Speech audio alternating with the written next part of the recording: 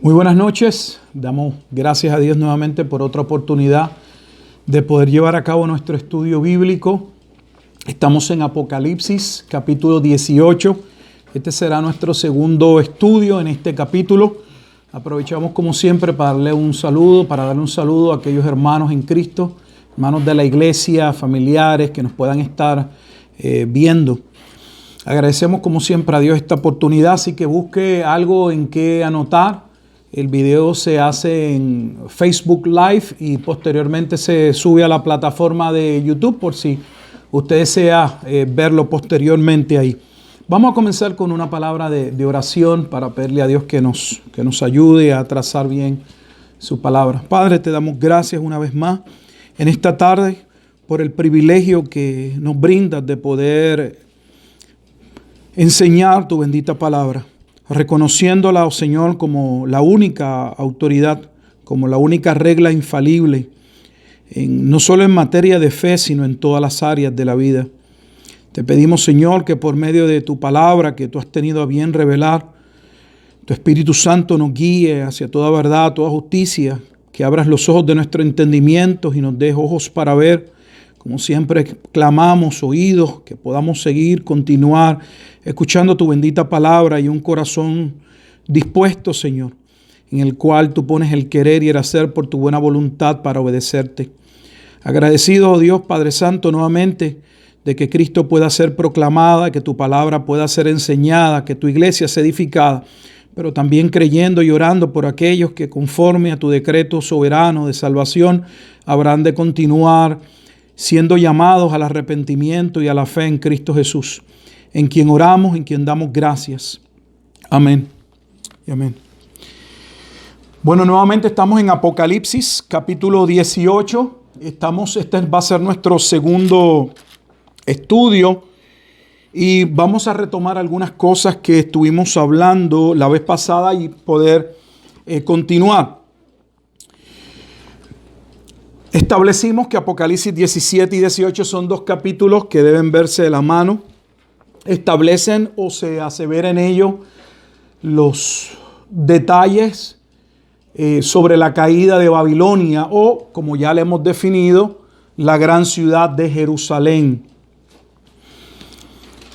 Estos son los capítulos que nos explican cómo aquella relación que se establece en Apocalipsis capítulo 13 entre la primera bestia y la segunda bestia, siendo la primera bestia Roma y siendo la segunda bestia el liderato político, sacerdotal, religioso, que pasó con una ruptura y cómo entonces Roma, se nos describió en el capítulo 17, va a lanzarse, va a ir en contra de el pueblo de Judea, especialmente en Jerusalén y el templo, como Jesús había profetizado muy bien en Mateo capítulo 24. Cuando comenzamos el capítulo 18, establecimos y dijimos que uno de los libros a tener en consideración en el estudio para ver las alusiones o referencias, uno de ellos muy importante, Jeremías. De hecho, le dijimos la vez pasada que si usted se tomaba el tiempo, leyera el capítulo 18 y no necesita una Biblia de estudio para ello, solo mire al final de cada versículo y va a ver una y otra vez cómo se está haciendo referencia o alusiones al libro del profeta Jeremías. La importancia de ello ya lo hemos hablado y no vamos a repetirlo, pero habíamos dicho que se utiliza mucho el capítulo 50 y 51 de Jeremías, siendo el capítulo que profetizaba la caída de Babilonia. Ya hemos establecido que Babilonia no existía. Babilonia realmente, lo que se llama el neoimperio babilónico, no la Babilonia aquella de Génesis, sino el resurgimiento de la segunda Babilonia. Esa Babilonia cayó en el año 539 antes de Cristo. Así que en el tiempo de Cristo estamos hablando de 600 años después. La referencia no puede ser al cumplimiento de Babilonia porque Babilonia ya había caído ante los medos y los persas. Y habíamos establecido que en esa profecía el único pueblo que tenía relación con la profecía no era Roma, era Jerusalén. Y explicamos las razones. Porque el pueblo pasó a vivir, el remanente que fue profetizado, a vivir en Jerusalén, en Babilonia, y posteriormente solo un grupo, un remanente salió a reconstruir la ciudad y el templo, quedándose la mayoría a vivir en Babilonia, de donde posteriormente Dios también le va a decir al profeta que le diga al pueblo que salga de Babilonia antes de que los medos y los persas, como ya estableciéramos en el año 539, derrocaran al imperio babilónico. A pesar de que se menciona una y otra vez Jeremías, habíamos establecido que el libro de Jeremías nunca asevera o nunca afirma, no llama, no se le llama a Babilonia la gran ciudad, que la única referencia a la gran ciudad en el libro posiblemente más citado, en el capítulo 18, estaba en Jeremías capítulo 22, versículo 8, y era Jerusalén. Jerusalén es llamada la gran ciudad en el libro del profeta Jeremías, y esto es muy importante porque la gran ciudad que se menciona por primera vez, la primera mención, cláusula de mención de esa gran ciudad, que es la ciudad que ha caído, que ha sido juzgada, era la grande ciudad que se afirma en el capítulo 11 de Apocalipsis, en el versículo 8. Jeremías 22:8 le llama la gran ciudad. Apocalipsis 11:8, la primera mención, le llama la grande ciudad. Algo que no mencioné la vez pasada, solo se lo doy para aquellos que pues les gusta investigar un poco más, como en mi caso, yo solamente le estoy dando detalles que creo que son básicos. Y es que aunque se le llama la grande ciudad en Apocalipsis 11:8, la palabra griega que se utiliza es la misma palabra para gran ciudad. No sé por qué específicamente la Reina Valera traduce como si fuera una palabra diferente, pone grande, la grande ciudad, y posteriormente vemos gran ciudad. Y aunque parezca un detalle que es pequeño, hay personas que dicen, no, pues puede ser otra, porque allá le llama grande, y aquí se llama gran ciudad. Es la misma palabra, se usa la palabra griega que muchos conocemos porque se usa en nuestro diario cotidiano la palabra mega. Hablamos de megabytes, y esa palabra megas viene de grande. Eso es lo que significa en griego.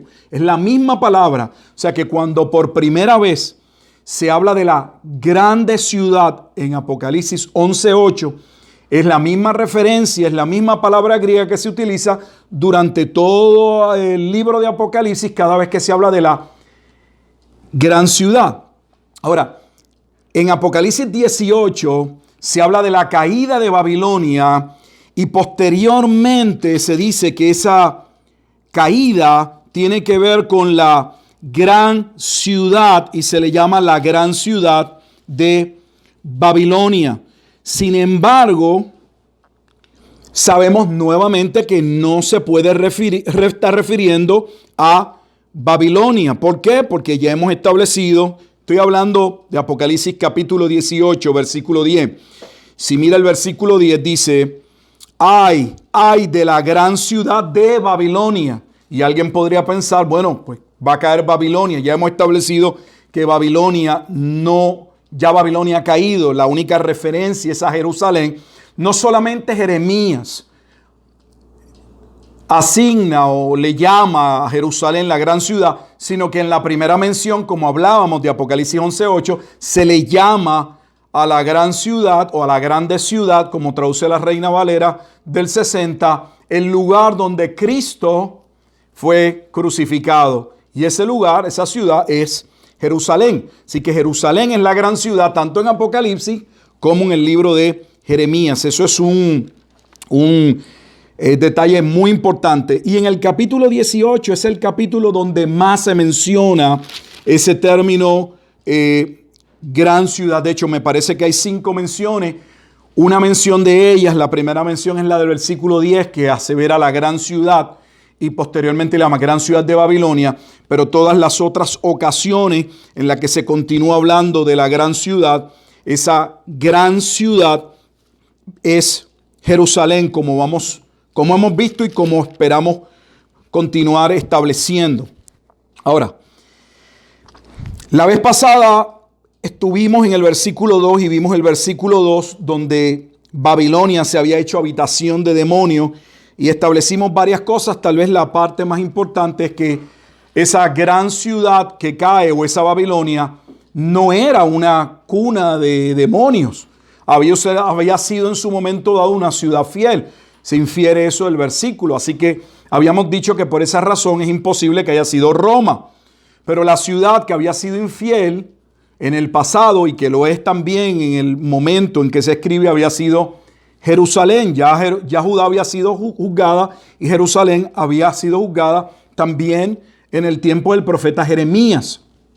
El primer templo fue destruido en ese momento. Y se nos dan varias razones para este juicio de esta gran Babilonia en el capítulo 18.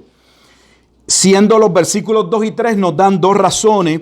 La primera es el estado espiritual. Vimos que ese estado espiritual, donde se ha hecho o se ha convertido en una habitación de demonios y una guarida de todo espíritu inmundo, hacía referencia a lo que Jesús ya había hablado en Mateo capítulo 12, cuando estableció que Jerusalén se convertiría en una ciudad habitada por demonios.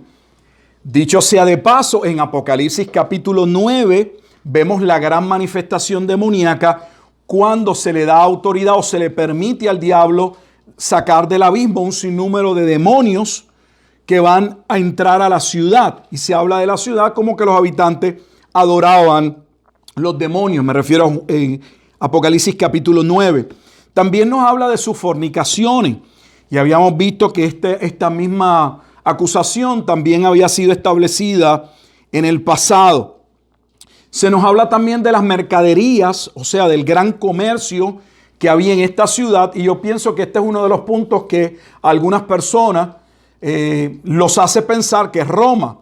Pues porque habla del gran poder económico. Inmediatamente la asociación debe ser, bueno, Roma era el imperio, pues Roma debe ser la ciudad que económicamente era muy poderosa. Tanto Tácito como Flavio Josefo, como otros han aseverado o han hablado de la gran opulencia y las grandes riquezas que se generaban en la ciudad de Jerusalén. Había todo un comercio, yo lo he dicho y no me retracto, había una mafia. Esa mafia era sacerdotal y esa mafia traficaba específicamente con la cuestión religiosa, al punto, para que usted tenga un detalle, que en una de las principales fiestas judías, o en la principal fiesta judía, al menos en ese momento dado, la Pascua, Tácito, el historiador Tácito asevera que se reunían en Jerusalén cerca de 4 millones de judíos para esa festividad. Entiende usted, para que tenga un cuadro, que se necesitaba un cordero por no más de 20 personas. Los grupos no podían exceder 20 personas y no podían haber menos de 10 personas por cada cordero que se sacrificaba. Imagínense la cantidad de animales que se sacrificaban.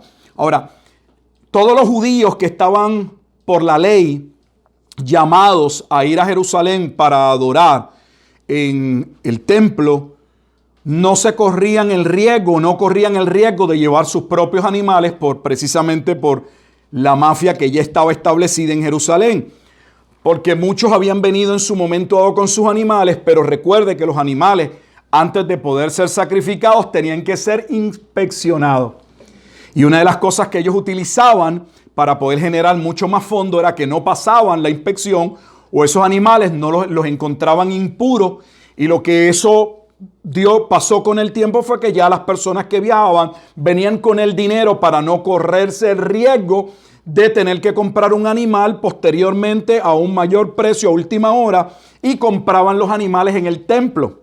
Se imaginará la cantidad de animales que los sacerdotes encomendaban a los levitas para hacer todas aquellas compras, lo que generaba una cantidad increíble de dinero, y no solamente de dinero, sino que encima de ello esas personas venían de todas las áreas, venían de diferentes pueblos, lenguas o naciones, como lo podemos constatar en el libro de Hechos, cuando se habla del día de Pentecostés.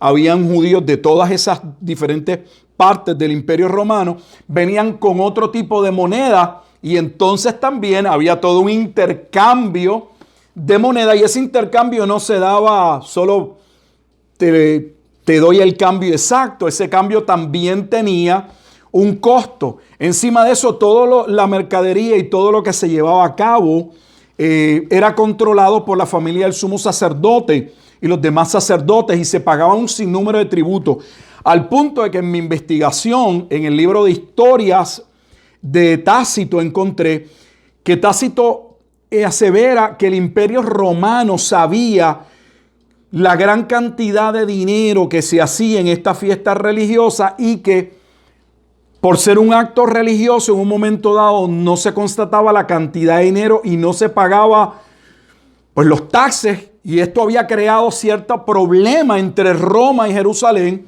por lo que allí se hacía. Posiblemente, al menos en mi conocimiento, el erudito en costumbres judías que ha escrito extensamente se llama Alfred Edersheim.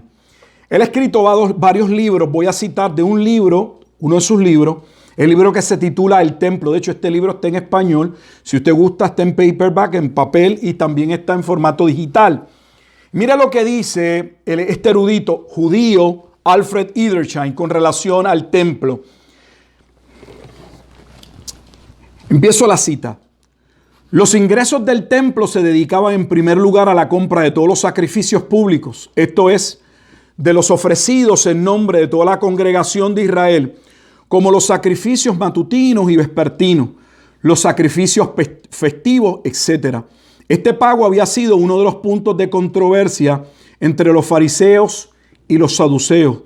Tanta importancia se daba a ello que todo Israel apareciera representado en la compra de los sacrificios públicos, que cuando se vaciaban los 3 cofres tomaban expresamente de uno de ellos por la tierra de Israel, de otro por la tierra de los colindantes, esto es, para los judíos residentes en ellas, y del tercero por las tierras distantes. Básicamente, uno por los judíos que vivían en Jerusalén, otro cofre por los judíos que venían de fuera de Jerusalén, y otro por los otros gentiles o que pudieran venir de otras provincias, porque había un atrio gentil, y de hecho en ese atrio gentil era donde mayor estaban los animales, venta de esclavos y un sinnúmero de otras cosas.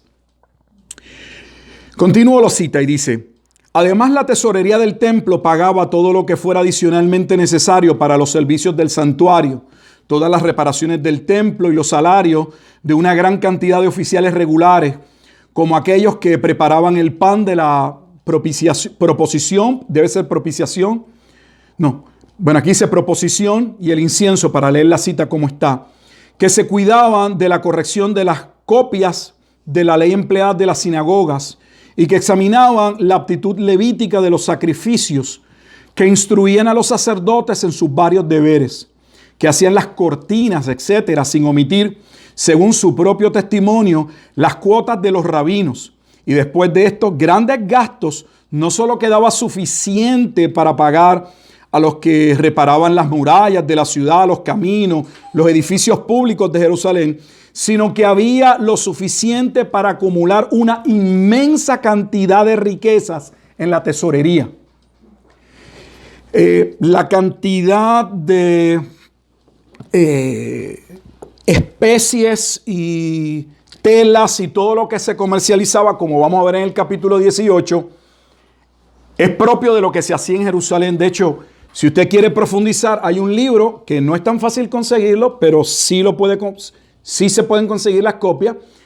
Me parece que el autor se llama Joaquín Jeremías, y escribió un libro acerca de la situación socioeconómica de la Jerusalén del primer siglo. Vale la pena leerlo, y ahí él muestra, que yo conozca, es la única obra escrita solo viendo cuál era el estatus, debo decir, socioeconómico de la Jerusalén del primer siglo, y él mismo habla de que la cantidad de dinero que se hacía en el templo con todo lo que envolvía la gran cantidad de personas era increíble. Habíamos visto la vez pasada que esto había sido profetizado en Zacarías, capítulo 21, donde el libro del profeta Zacarías no solamente había hablado de la destrucción de Jerusalén, sino que Jerusalén se acabaría el comercio, lo que se hacía allí, y se convertiría en una ciudad santa donde todas las cosas, no solo las cosas que estaban destinadas al templo, Jerusalén completa, todos sus habitantes, todo sería santificado al Señor. Llamamos la atención la vez pasada a que Jesús en los evangelios aparece al principio y al final de su ministerio, confrontando la corrupción del templo y haciendo la famosa aseveración de que habían convertido en una casa de mercaderes, de negocio, en una cueva de ladrones, el templo que debía ser una casa de oración. Eso consta en las Sagradas Escrituras. No solamente tenemos el estado endemoniado, confirmando Mateo, el pasaje de Mateo capítulo 12, como ya establecimos, las fornicaciones, la mercadería. También en el Apocalipsis 18:7 se habla del orgullo y la arrogancia que caracterizaba al pueblo, pues pensaban todo el tiempo de que por ser ellos el único pueblo elegidos por Dios, Dios siempre los iba a proteger. Esto lo vemos una y otra vez en el Antiguo Testamento, donde el pueblo siempre pensaba, específicamente cuando Dios enviaba un profeta y anunciaba juicio, siempre el diablo levantaba no un profeta, muchos profetas que hablaban de que Dios los iba a proteger, de que estuvieran con calma, Dios estaba en control, y posteriormente quedaban devastados. Así que se habla del orgullo en el capítulo 7, cuando en la aseveración donde dice: yo estoy sentada como reina y no soy viuda y no veré llanto. O sea, la ciudad pensaba, se había proclamado la destrucción del templo, pero ellos pensaban que no, Dios estaba con ellos, eso no iba bajo ninguna circunstancia a suceder. Pero posiblemente la acusación que vemos todo el tiempo, o una de las acusaciones más serias, que también nos ayudan en la identificación de que esta gran ciudad de Jerusalén claramente está en el capítulo 18, versículo 24. Dice: en ella, refiriéndose a la gran ciudad, se halló la sangre de los profetas y de los santos y de todos los que han sido muertos en la tierra. Aquí hay un problema para aquellos que quieren forzar, porque entiendo que forzar la interpretación a que sea Roma, porque ya decimos que Roma no se lanza contra Roma. Aquí no hay un juicio donde Roma pelea contra Roma. Es Roma quien va a atacar a Jerusalén, y eso es un dato histórico constatable, registrado hasta por un judío. Y un judío no creyente, quien él mismo establece en la guerra de los judíos que la desolación de Daniel se había cumplido en aquel periodo. A mí me llama la atención, estamos hablando de un no creyente que no está tratando de validar la escritura, ni de decir que lo que Jesucristo había dicho se estaba cumpliendo. Su base no es lo que Cristo ha dicho, su base es solamente el Antiguo Testamento, pero usando el Antiguo Testamento, conociendo el libro de Daniel, porque Josefo venía de los sacerdotes, era un hombre instruido, y él mismo va a establecer la relación entre la abominación desoladora del libro de Daniel y lo que sucede en Jerusalén. El testimonio está claro y cualquiera lo puede constatar. Alguien puede decir: bueno, Roma mató a cristianos. Es cierto, pero en primer lugar, y lo hemos dicho y no voy a abundar, Roma se lanza contra los cristianos específicamente en el año 64, pero no por razones religiosas. La persecución que estamos viendo es persecución, y se dice claramente, por causa de la fe. Los que habían perseguido a los cristianos por causa de la fe no eran los romanos, hermano, lea el libro de los Hechos. Fue el liderato judío, el mismo liderato que mandó a matar a Cristo, el mismo liderato que inmediatamente Cristo asciende y recibe la iglesia el día de Pentecostés, inicia la obra lleno del Espíritu Santo, el mismo liderato que intentó obstaculizar el trabajo de Pedro y de Juan inmediatamente, el mismo liderato que va a matar al primer mártir, Esteban. Es ese mismo liderato. Roma no persiguió. No estoy defendiendo al Imperio Romano, pero debemos ser justos con la historia y no estar diciendo cosas que son falsas. Roma se lanza contra los judíos por el gran incendio de Roma, donde nuevamente Tácito, como otros historiadores, como Gayo Suetonio, abiertamente y otros no tan abiertamente, afirman que Nerón había mandado incendiar la ciudad porque quería hacer una Nerópolis, o sea, la ciudad, la polis de Nerón, y para ello necesitaba destruir lo que estaba para reconstruir su gran obra. Y entendiendo que ya se hablaba de que Nerón era el culpable, se busca un chivo expiatorio. Y ese chivo expiatorio que iba a cargar el pecado de Nerón va a ser el pueblo cristiano, y por eso Roma se va a lanzar del año 64 específicamente al 66. El 66 ya hemos dicho que cambia todo y la Roma se va a su visión completamente hacia el pueblo judío, esa rebelión que hemos dicho que comienza en el año 66 y que va a llevar posteriormente a la destrucción del templo. ¿Por qué esto es importante? Porque aun cuando querramos decir que Roma lleva la sangre en sus manos, el derramamiento de sangre de cristianos, que ya hemos establecido que sí, pero que fue por una razón diferente, hay algo que como quiera no cuadra, no tiene usted manera de hacer malabares. Es que se habla de la muerte de los profetas. ¿Cómo acusas a Roma de la muerte de los profetas del Antiguo Testamento? Si Malaquías cerró 400 años antes de Cristo. ¿Ve por qué es importante la historia? No nos gusta estudiar la historia, pero la historia es sumamente importante. El último libro del Antiguo Testamento está separado del primer evangelio por 400 años. Se llama el periodo intertestamentario o los 400 años de silencio en la historia. Entonces, ¿cómo acusas a Roma? ¿Cómo uno puede acusar a Roma de la muerte de los profetas cuando Roma no había matado a los profetas? Cuando dejamos que la Escritura interprete la Escritura, el principio de analogía de la fe, ¿a quién señala la propia Escritura?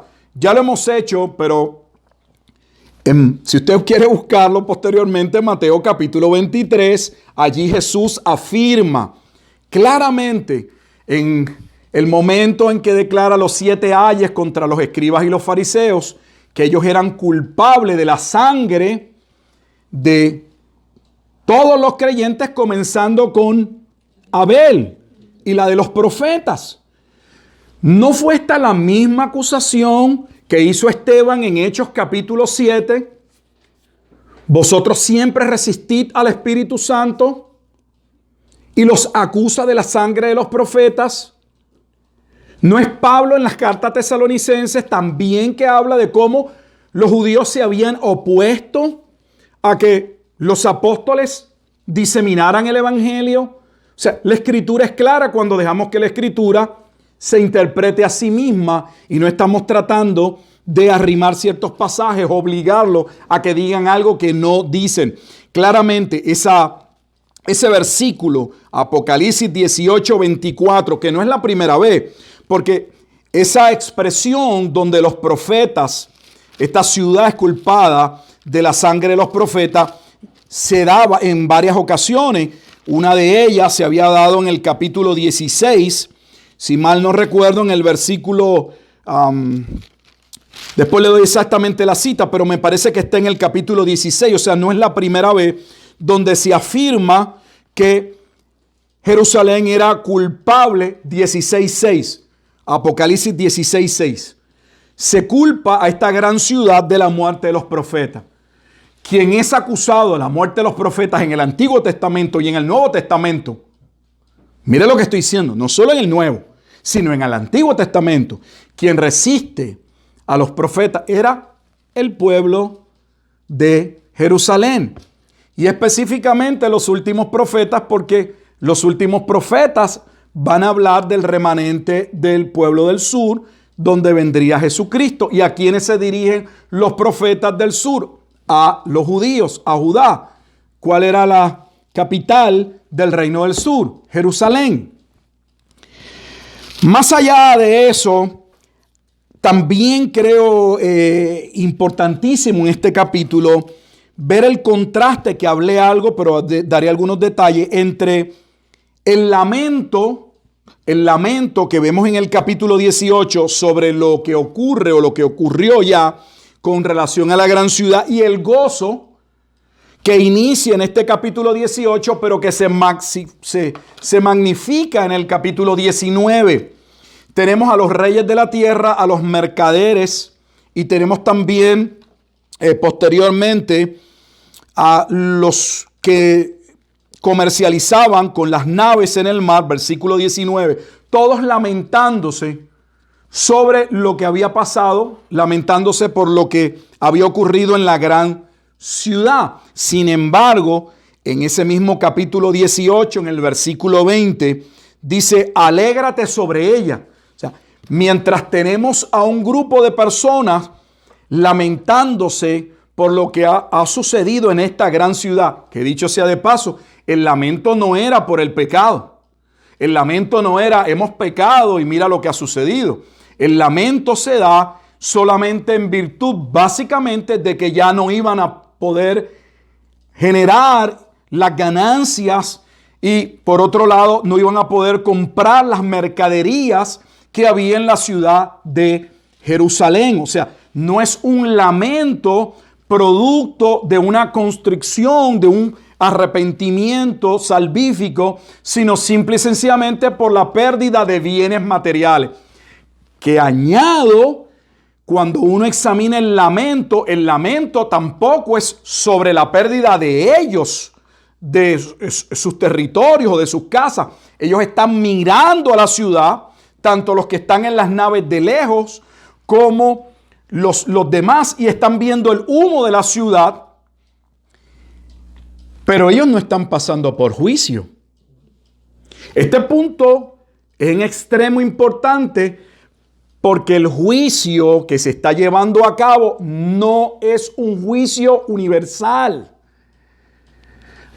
Es un error continuo que yo veo en la mayoría de los comentaristas afirmar que la batalla de Armagedón, ya la hablamos en su momento dado, que Armagedón y que la batalla de Gog y Magog es el mismo evento. Eso es totalmente incorrecto.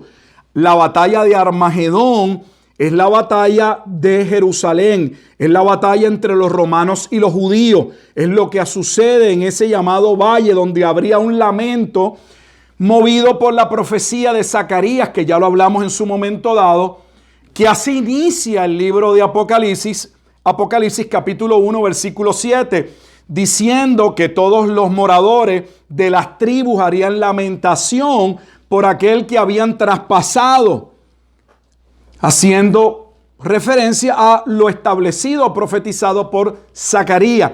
Y en su momento dado vimos la profecía completa en Zacarías capítulo 12, y cada una de las tribus mencionadas en Zacarías 12 corresponden única y exclusivamente al pueblo de Judea y no al mundo completo.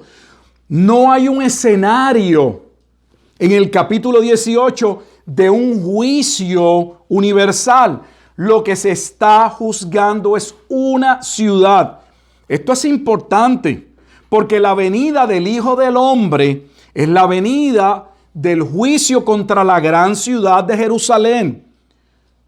No es lo que acontece 1000 años después, luego del periodo milenial, en Gog y Magog. Son dos escenarios completamente diferentes. En el primer escenario, Cristo viene para juzgar una ciudad. En el escenario de Gog y Magog, Cristo viene para salvar la ciudad. Usted no puede tener a Cristo destruyendo la ciudad, pisando la ciudad como el lagar de la ira de Dios, y luego decir que es el mismo Cristo que en Apocalipsis capítulo 20, en Gog y Magog, va a salvar a la ciudad amada. Y sale fuego de su boca para destruir a aquellos que atentan contra la iglesia. O sea, ¿la destruye o la protege? ¿La destruye o la salva? Además de otros sinnúmero de datos que posteriormente los diremos para no adelantarnos tanto.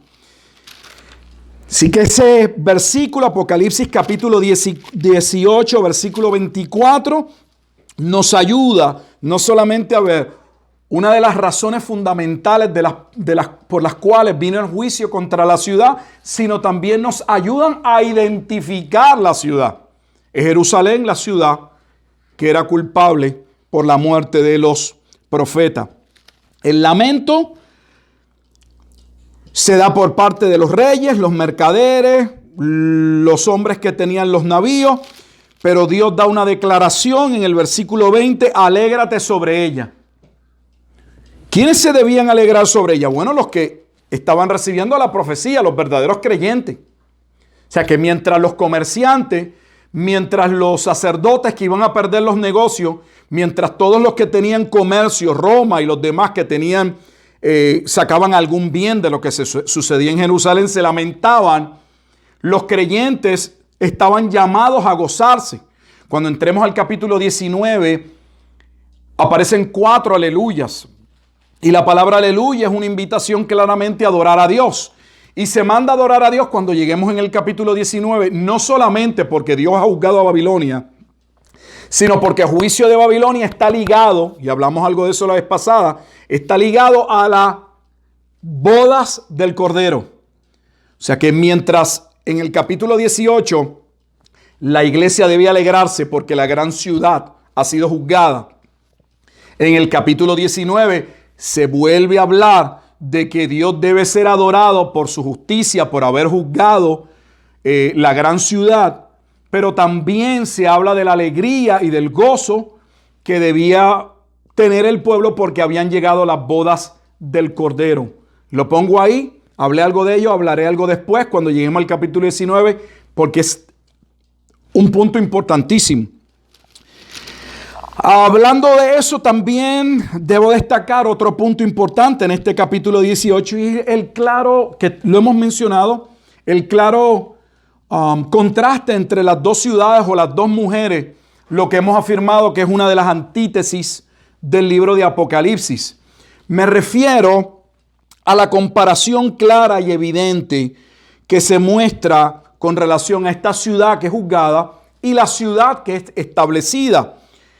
Mientras, por ejemplo, en Apocalipsis 18, versículo 12, habla de esta ciudad como una ciudad llena de demonios, guarida de todo espíritu, se habla de la nueva ciudad o de la Jerusalén celestial como una ciudad donde no habita el pecado, donde no habita el mal, donde no habrá demonios. O sea, hay un marcado contraste. Vamos a ver algunos de ellos. 21:8.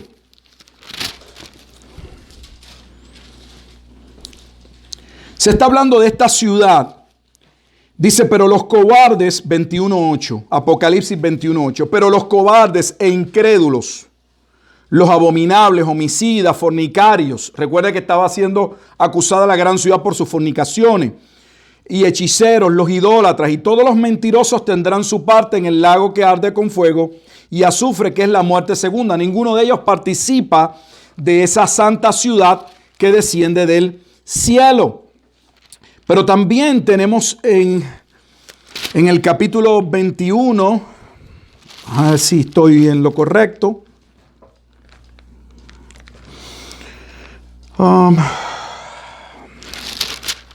Vamos al 22:15. No veo bien la nota que hice, pero 22:15.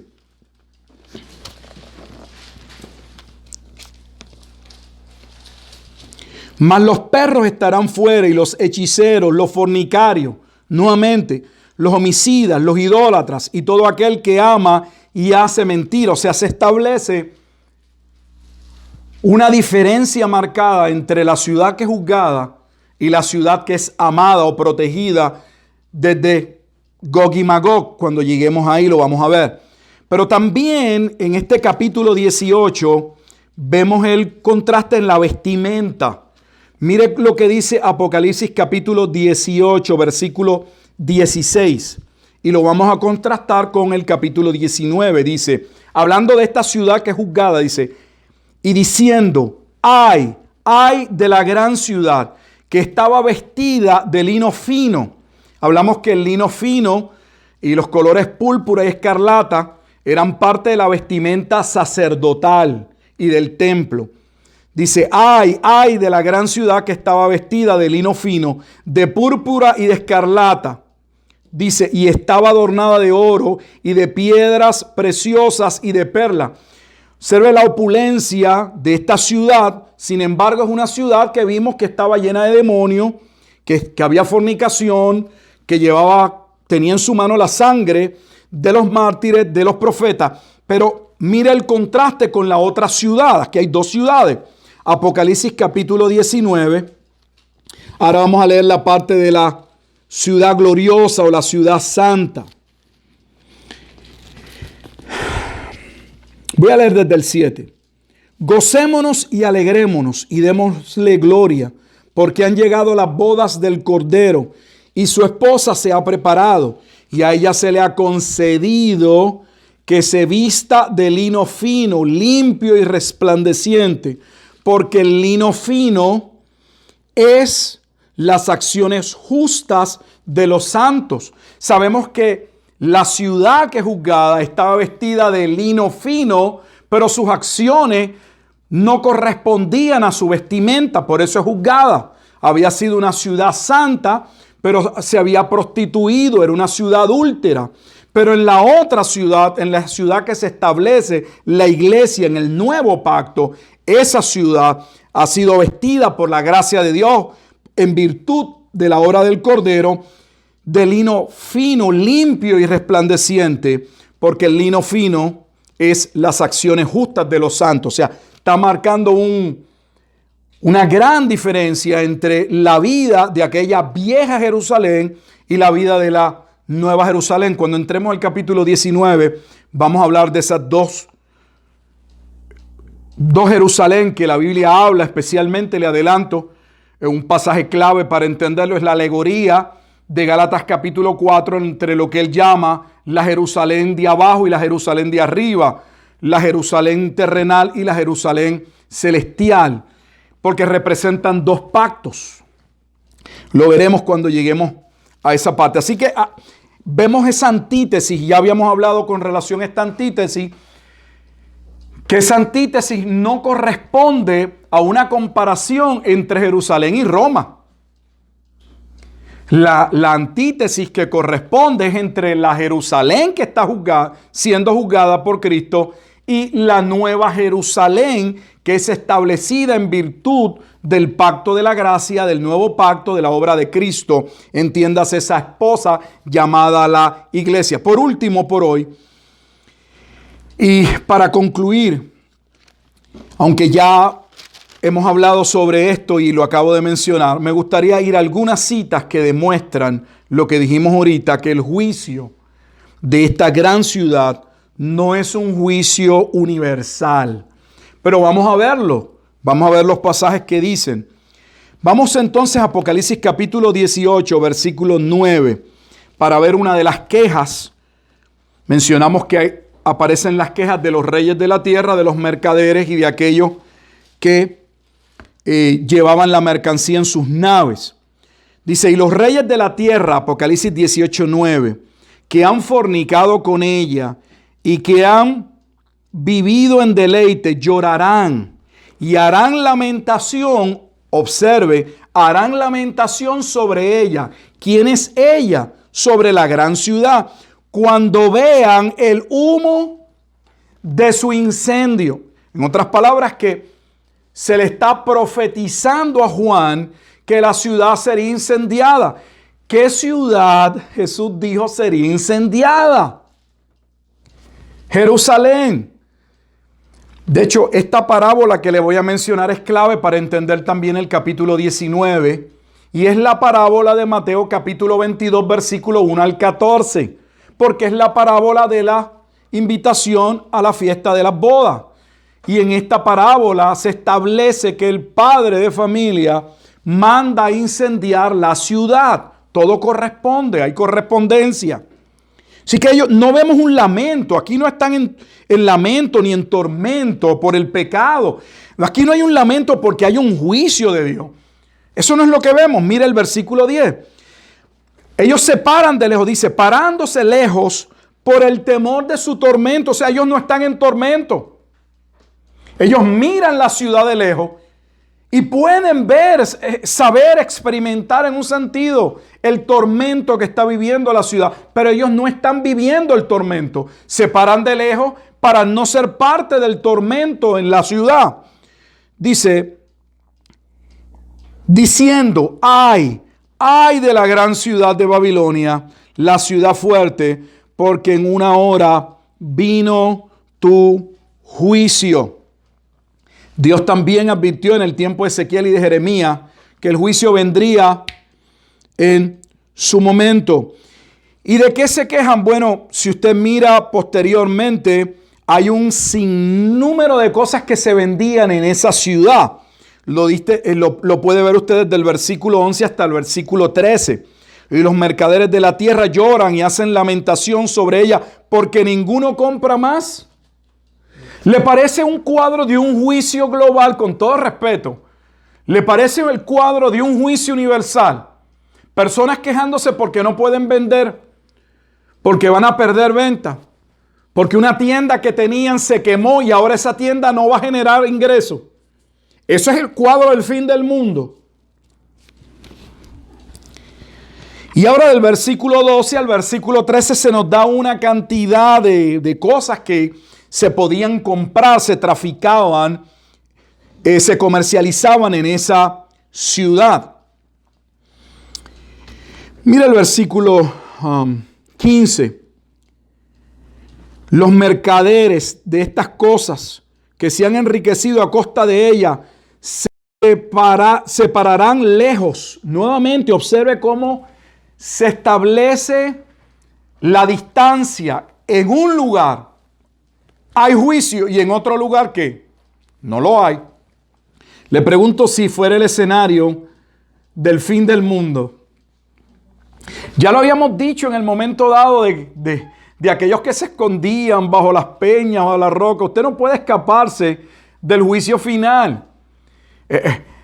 No tiene ningún sentido si era un juicio final que Jesús le dijera a los discípulos, a los creyentes, huyan de Judea.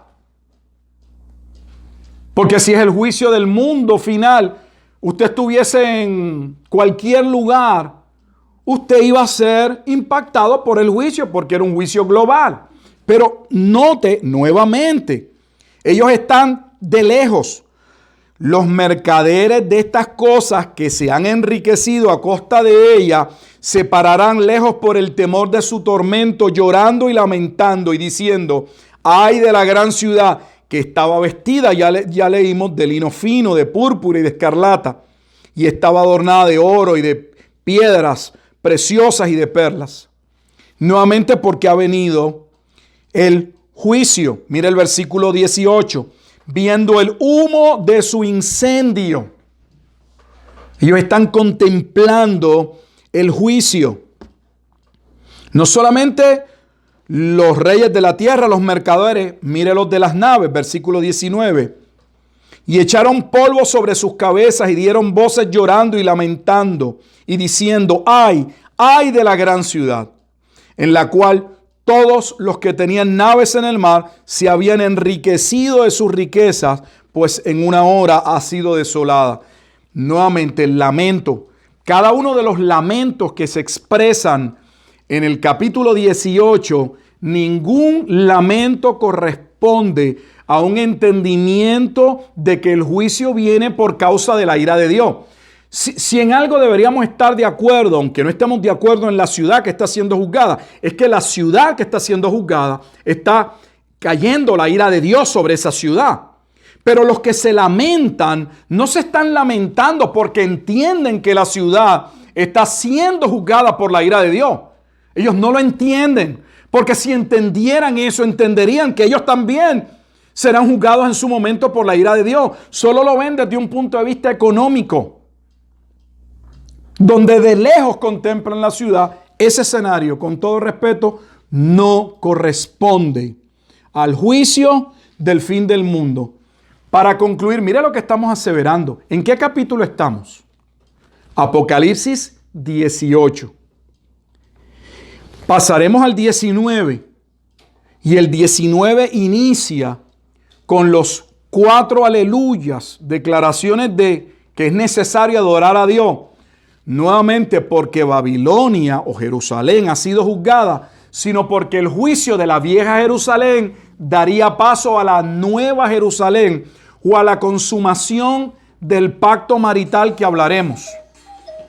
Esa fiesta de boda que va a concluir, va a sellar ya ese tiempo de desposorio, el momento o el tiempo en que el novio se prepara para venir formalmente a tomar a la esposa y consumar el pacto marital. Eso se va a llevar a cabo en el capítulo 19.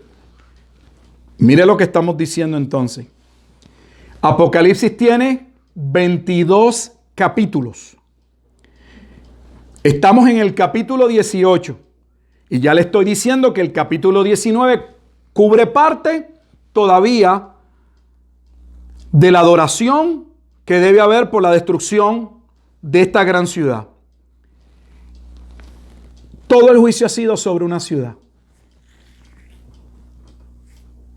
19 capítulos del libro de Apocalipsis y el escenario se centra en una ciudad. La parte de la segunda venida de Jesucristo que veremos se va a dar en la transición del 19 al 20, cuando se establezca que en ese juicio de la gran ciudad, la bestia y el falso profeta van a ser echados en el lago de fuego y el dragón, escarlata, Satanás, el diablo, como se le llama en el capítulo 20, va a ser encarcelado por un periodo de 1000 años.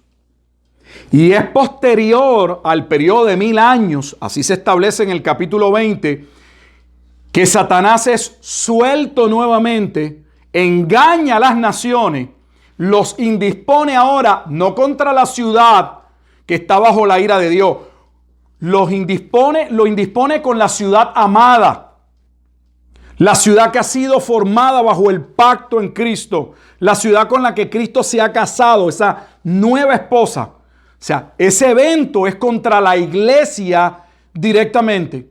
Y entonces dice la Escritura que Cristo sale en defensa de esa iglesia.